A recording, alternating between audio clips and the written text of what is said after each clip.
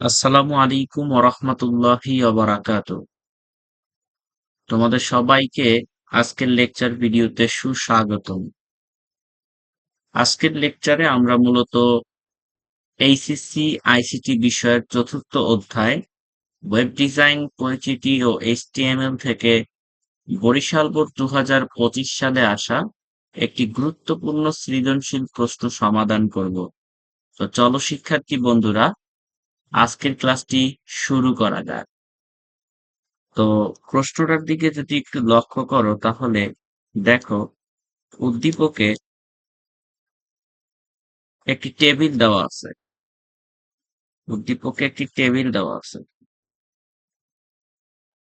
তো গ নাম্বারে বলছে যে উদ্দীপকে উল্লিখিত টেবিলটি ওয়েব পেজে প্রদর্শনের জন্য এইচটিএমএল কোড লেখো।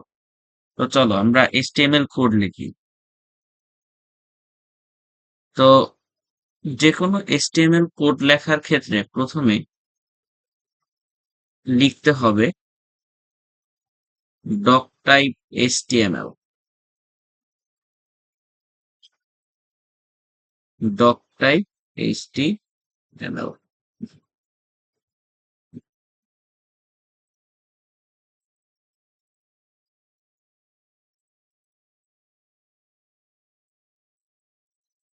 তারপরে এইচটিএমএল শুরু, ওপেনিং ট্যাগ। তারপরে হচ্ছে বডি শুরু, আই মিন বডি এর ওপেনিং ট্যাগ। এখন খেয়াল করো, আমাদেরকে কি করতে হবে? উদ্দীপকে উল্লিখিত এই টেবিলটি ওয়েব পেজে প্রদর্শন করতে হবে বা তৈরি করতে হবে। তা আমরা জানি টেবিল তৈরি করার জন্য আমরা হচ্ছে টেবিল ট্যাগ ইউজ করি। টেবিল তৈরির জন্য আমরা টেবিল ট্যাগ ইউজ করি।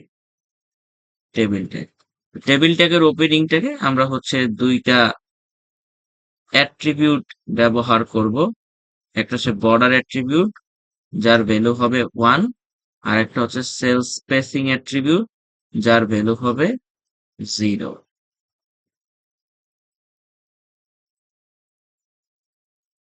ওকে, এখন খেয়াল করো, প্রত্যেকটা টেবিল হচ্ছে কয়েকটা রোতে বিভক্ত থাকে।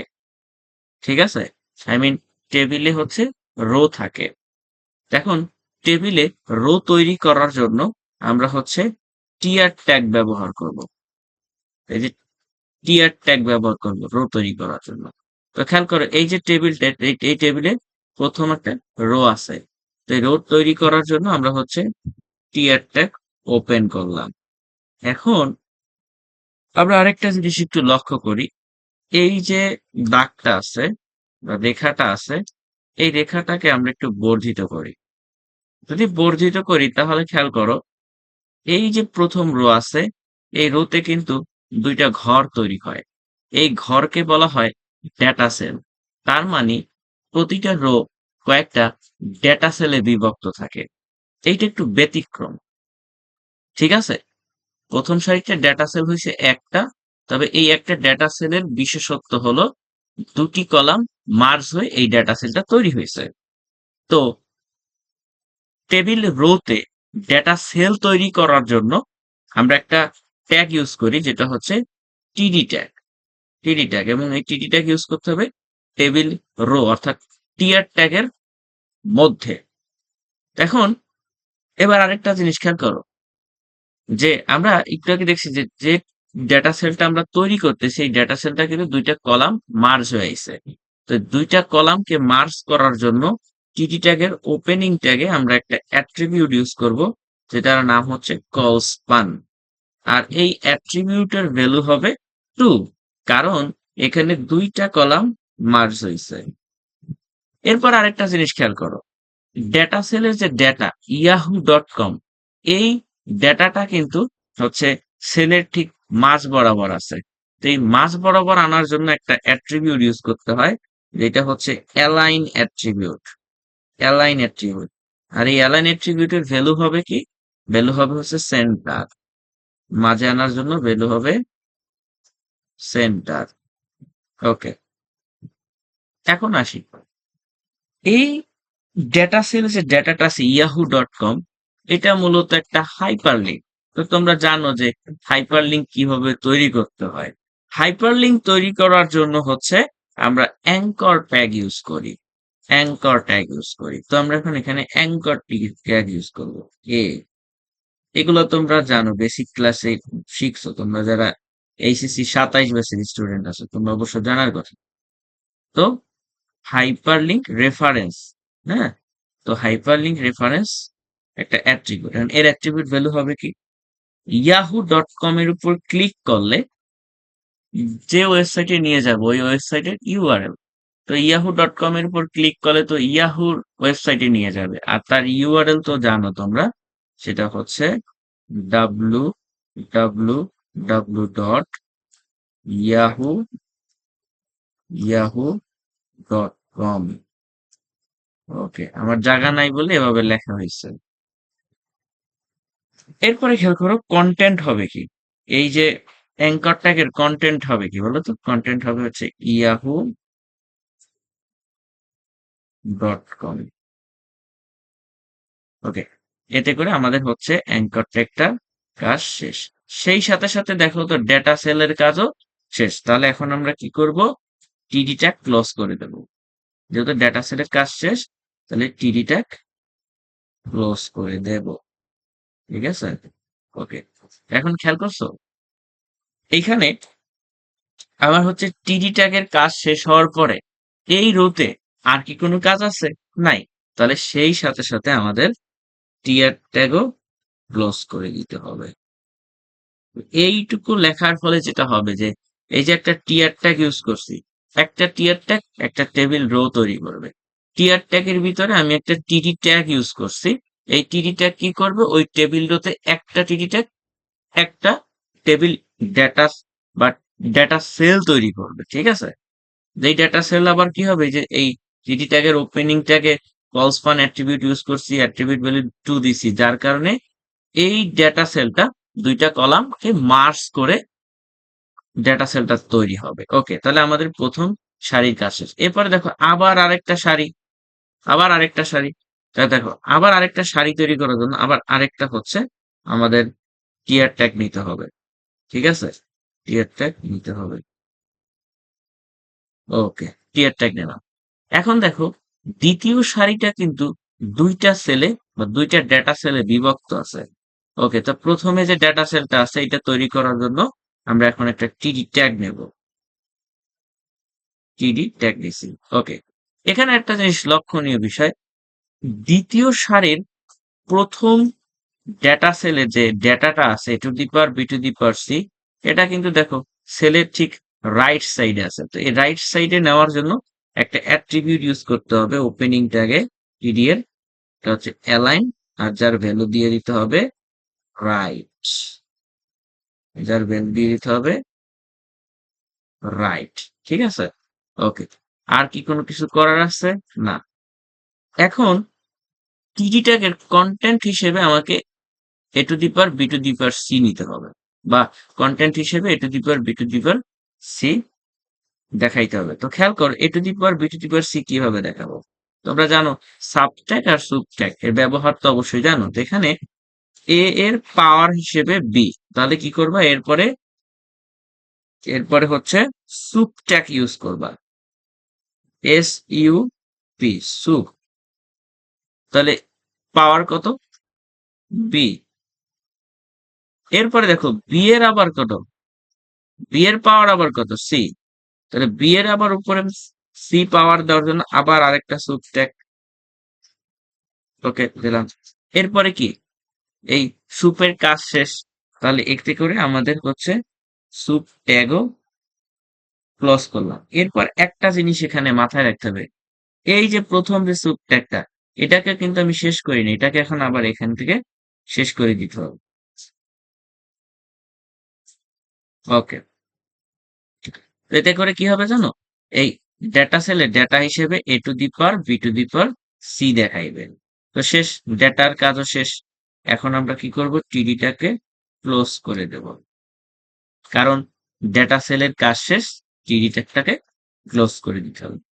এখন খেয়াল করো এই যে দ্বিতীয় সারি, এই দ্বিতীয় সারিতে কিন্তু আর দুইটা ডেটা সেল। তো এই যে প্রথম যে টিডি ট্যাগ ইউজ করছি, ফলে একটা ডেটা সেল তৈরি হয়েছে। এখন এখন কি করতে হবে? আবার আরেকটা টিডি ট্যাগ নিতে হবে, কারণ এখানে ডেটা সেল কয়টা? দুইটা। এবার একটা জিনিস লক্ষ্য করুন, সেটা কি? এইখানে যে আমরা আহ, দ্বিতীয় যে সেলটা আছে, তাহলে এখন এই যে সেল, এই সেলটাকে আমাকে হচ্ছে দুইটা রো বা সারিকে মার্জ করে হয়েছে। এখন যেটা করতে হবে, টিডি ট্যাগের ওপেনিং ট্যাগে আমাকে রো স্পান ইউজ করতে হবে। এর ফলে কি হবে? এখানে একটা একটা ডাটা সেল তৈরি হবে দুইটা রোকে স্পান করে বা মার্জ করে। ঠিক আছে? ওকে, রো স্পান এর ভ্যালু কত দিয়ে দিলাম? 2। এতে করে কি হবে? দেখো, এতে করে হচ্ছে দুইটা রো মার্জ হয়ে একটা ডাটা সেল তৈরি হয়েছে। ঠিক আছে? এই যে ডাটা সেলটা, এই যে আমি দেখাচ্ছি, এই ডাটা সেলটা হচ্ছে এই যে ডাটা সেল, এই ডাটা সেলটা কি দুইটা রো মার্জ করে, দুইটা রো মার্জ করে বা একত্রিত হয়ে এই ডাটা সেলটা তৈরি হয়েছে। ঠিক আছে?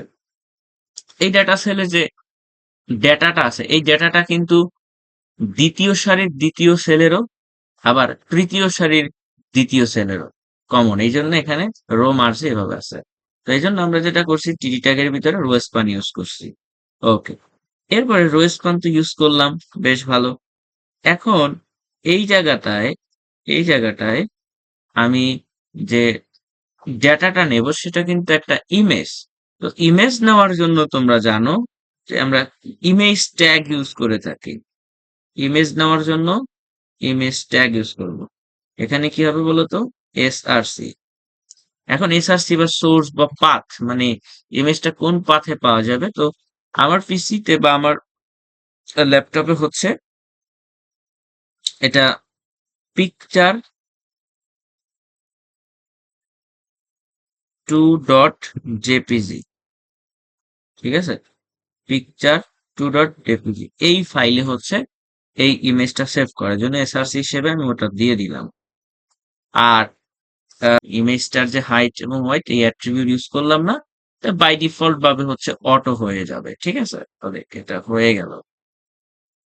এখন এই ইমেজটা নেওয়ার পরে কিন্তু আমার আর সেলের আর কোনো কাজ নাই।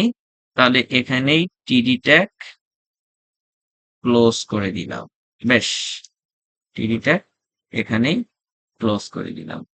এখন এই টিডি ট্যাগ ক্লোজ করার পর আমার রো এর কাজও কিন্তু শেষ। তাহলে এবার টিআর ট্যাগকেও ক্লোজ করে দিলাম। এখান থেকে তোমরা অবশ্যই বুঝতে পারতেছো যে একটা টিআর ট্যাগ একটা সারি তৈরি করে, আর টিআর ট্যাগের ভিতরে যেই কয়টা টিডি ট্যাগ ইউজ করব, সারি ঠিক ওই কয়টা সেলে বিভক্ত হয়ে যাবে। ওকে, এখন দেখো, এরপরে আবার আরো একটা রো আছে, তৃতীয় রো। তো আমরা জানি যে রো তৈরি করার জন্য আমরা হচ্ছে টিআর ট্যাগ ইউজ করব। তো দেখো, আমরা আবার হচ্ছে এখন এখানে টিআর ট্যাগ ইউজ করব। টিআর ট্যাগ আবার তিনটা টিআর ট্যাগ ইউজ করার ফলে এখানে তিনটা রো তৈরি হবে। এখন এই যে টেবিল রো, দেখো, এই যে টেবিল রো, এই তৃতীয় রোটাও কিন্তু দুইটা সেলে বিভক্ত। তো এখন আমরা কি করব? প্রথম যে সেলটা আছে, সেল তৈরি করার জন্য আমরা টিআর ট্যাগের ভিতরে এখন একটা টিডি ট্যাগ ইউজ করব।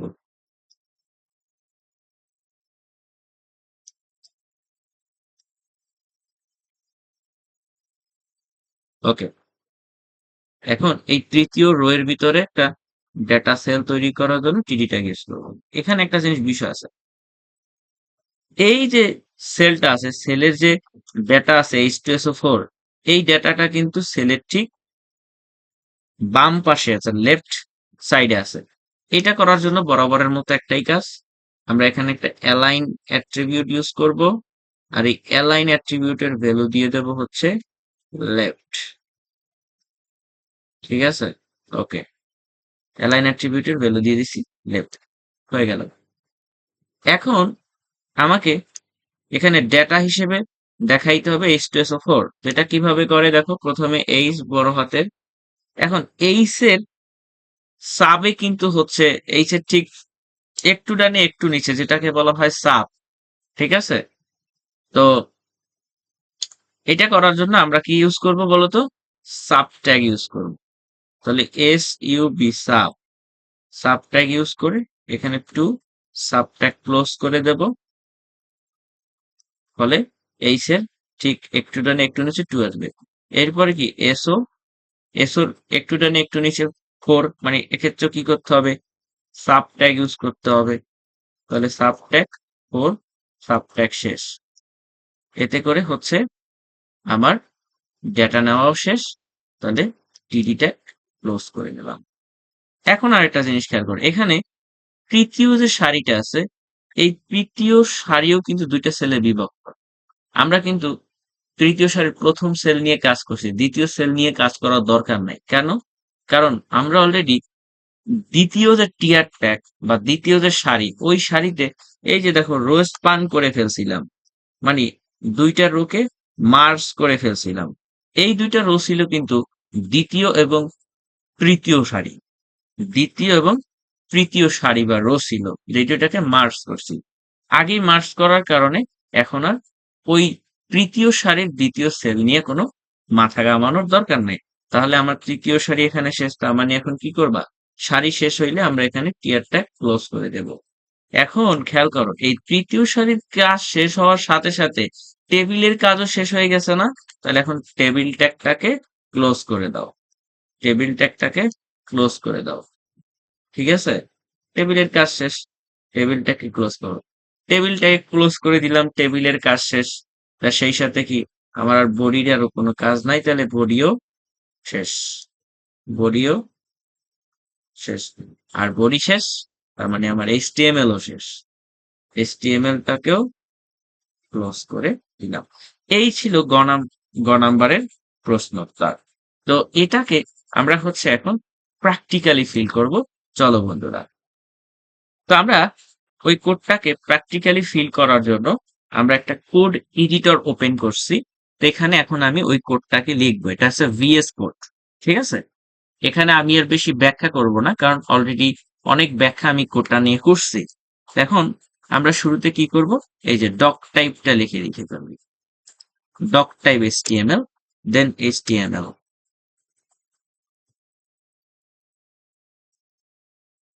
ক্যাপিটাল দিলেও প্রবলেম নাই, বাট আমরা দেব না। ঠিক আছে, ওকে। এখন দেখো, আমরা নেব হচ্ছে বডি, বডি। এবার কি করব, বডি এর ভিতরে টেবিল নেব।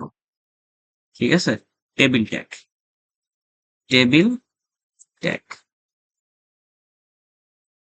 ওকে, এখানে টেবিল ট্যাগের ওপেনিং এ এই কাজটা আমি একটু পরে দেখাবো, একটু পরে দেখাবো, কারণ আছে।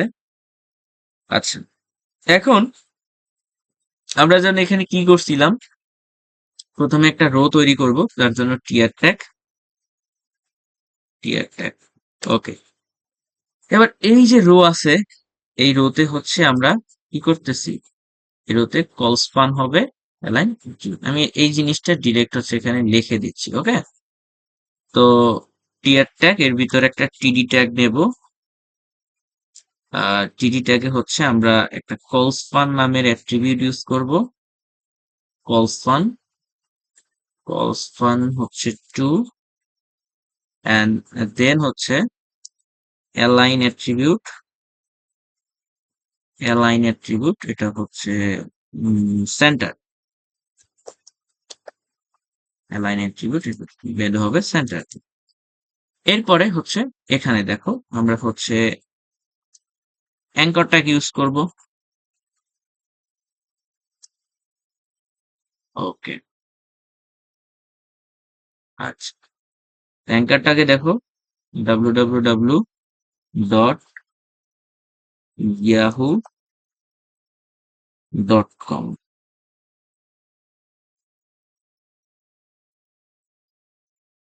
ওকে, yahoo.com।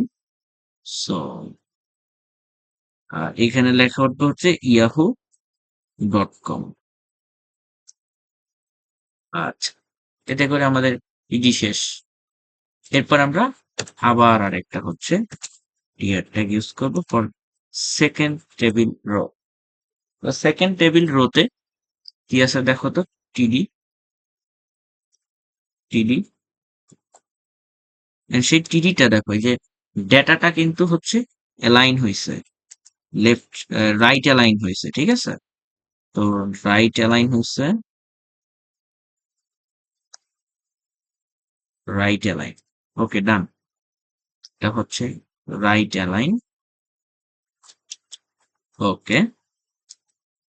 এখন এ, এরপরে হচ্ছে sub, sorry soup, soup tag দিয়ে হচ্ছে বি, দেন এই বি এর উপরে হচ্ছে আবার সি পড়ছে, তাহলে আবার আমাকে হচ্ছে সুপ ট্যাগ ইউজ করতে হবে সি দিয়া, ঠিক আছে?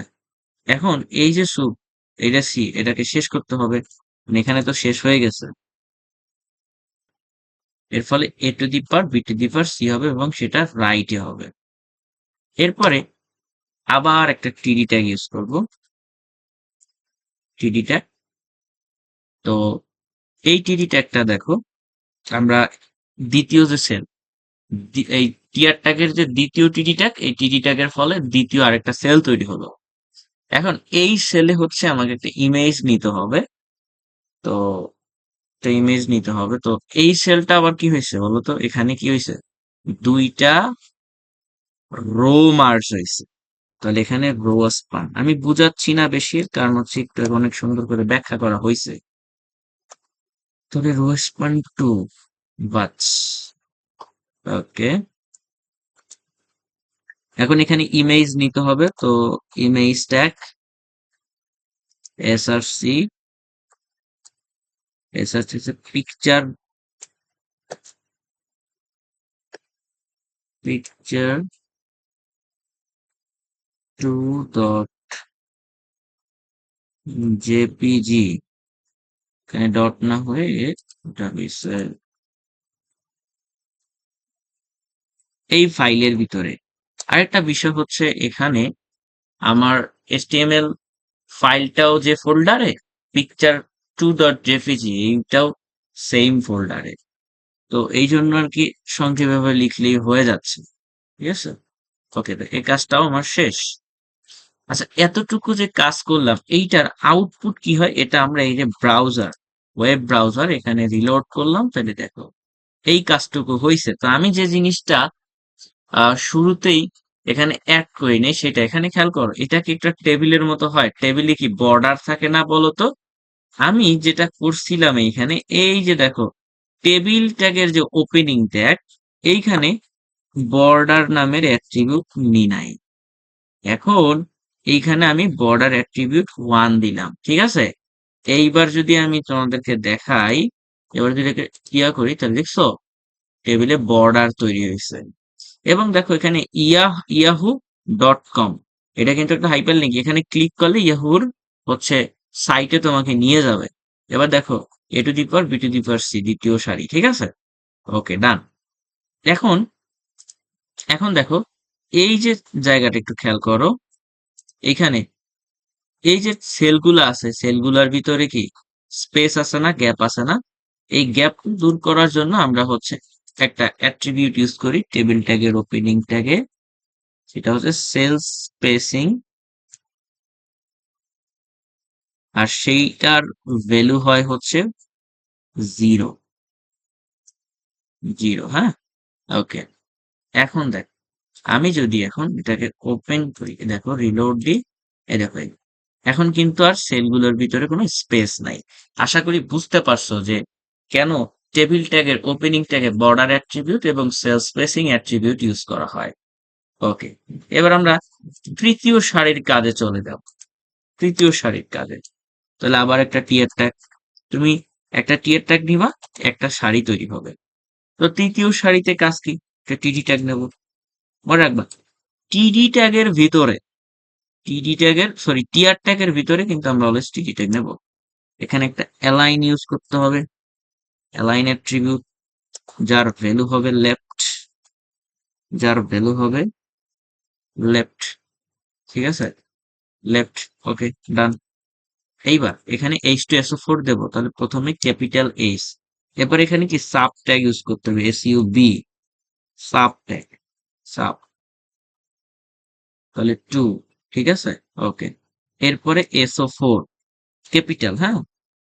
ক্যাপিটাল SO4, দেন আবার হচ্ছে সাবট্যাগ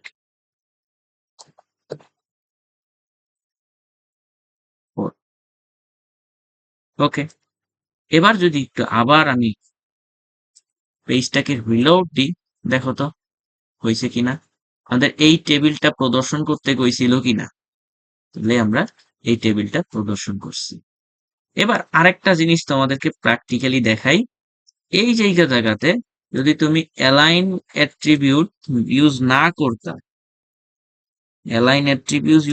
করতা, দেখো তো এবার রিলোড দিলে কি হয়।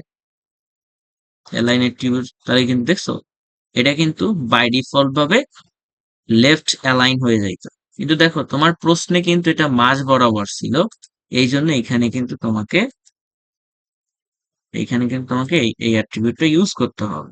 ঠিক আছে, এবার দেখো এই রিলোড দিয়ে এটা কিন্তু মাঝে চলে আসবে। এগুলো প্র্যাকটিক্যালি বুঝতে হবে। ওকে, দেখো A two the power B two the power C ও আসছে। আচ্ছা, ওকে, তাহলে আমরা প্র্যাকটিক্যালি হচ্ছে এই গ নাম্বার প্রশ্নটাও ফিল করলাম। সলিউশন আমি অলরেডি এখানে লিখে আসছি। দেখো বলছে যে ঘ নাম্বার প্রশ্নে বলছে টেবিলটির একম সারির উপাদান এবং দ্বিতীয় সারির দ্বিতীয় উপাদান।